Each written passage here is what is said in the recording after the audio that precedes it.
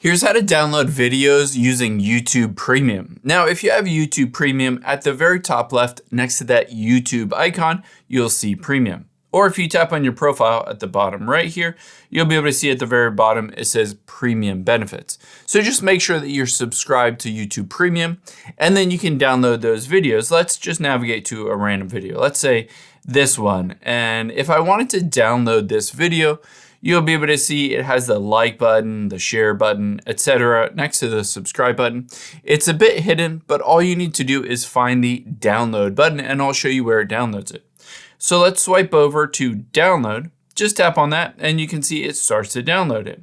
Now, if you wanted to go back and watch it, all you need to do to find it is to tap on the U button at the bottom right and then go down to downloads.